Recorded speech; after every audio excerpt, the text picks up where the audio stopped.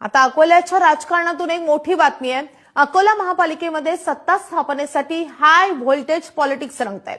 अकोल्यामध्ये काल भाजप विरोधी पक्षांची डिनर डिप्लोमसी पाहायला मिळाली आहे। शहराबाहेर असलेल्या सिटी स्पोर्ट्स क्लब येथे ही डिनर डिप्लोमसी पार पडली आहे। प्रकाश आंबेडकरांच्या उपस्थितीत झालेल्या बैठकीला काँग्रेस, ठाकरेंची शिवसेना, एमआयएम, दोन्ही राष्ट्रवादी आणि अपक्ष आशिष पवित्रकरांची उपस्थिती होती।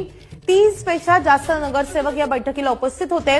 भाजपला सत्तेपासून रोखण्यासाठी काँग्रेसनं अकोला महापालिकेमध्ये कोणतेच पद घेणार नसल्याची भूमिका घेतली आहे। त्यांनी महापौर, उपमहापौर आणि स्थायी समिती सभापती अशी पदं वंचित, ठाकरेंची शिवसेना आणि दोन्ही राष्ट्रवादी आणि अपक्षांना देण्याचा प्रस्ताव ठेवला आहे। आपल्याला महापौर बसवायचा असेल तर आपण कशा पद्धतीने बसवला पाहिजे त्याची ही चर्चा या ठिकाणी झाली। वाटप याचं तत्व काय असणार त्याची ही चर्चा या ठिकाणी झाली। त्याच्यामुळे मी असं म्हणेन की सकारात्मक चर्चा होती।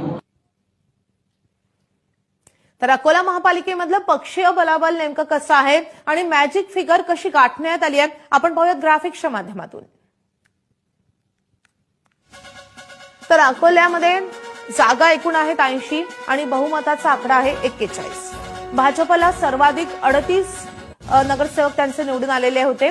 त्याखालोखाल काँग्रेसचे 21 नगरसेवक निवडून आलेले आहेत। राष्ट्रवादीचा 1 नगरसेवक निवडून आलेला आहे। शिवसेनेचा 1 नगरसेवक विजयी झालेला आहे। ठाकरेंच्या शिवसेनेचे 6 नगरसेवक विजयी झालेले आहेत।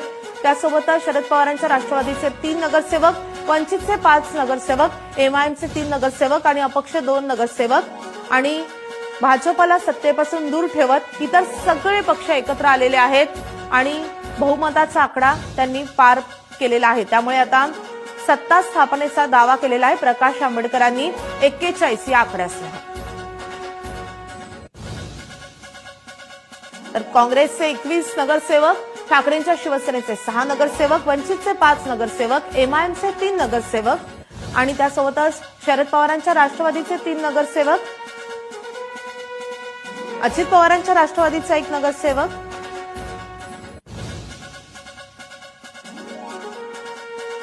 आणि 2 अपक्ष असा बहुमताचा 41 आकडा गाठण्यात वंचितच्या प्रकाश आंबेडकरांना यश मिळालेलं आहे आणि आता सत्तेचा दावा ते करत आहेत आणि त्यामुळे भाजपला दूर ठेवण्यात ते यशस्वी ठरत आहेत।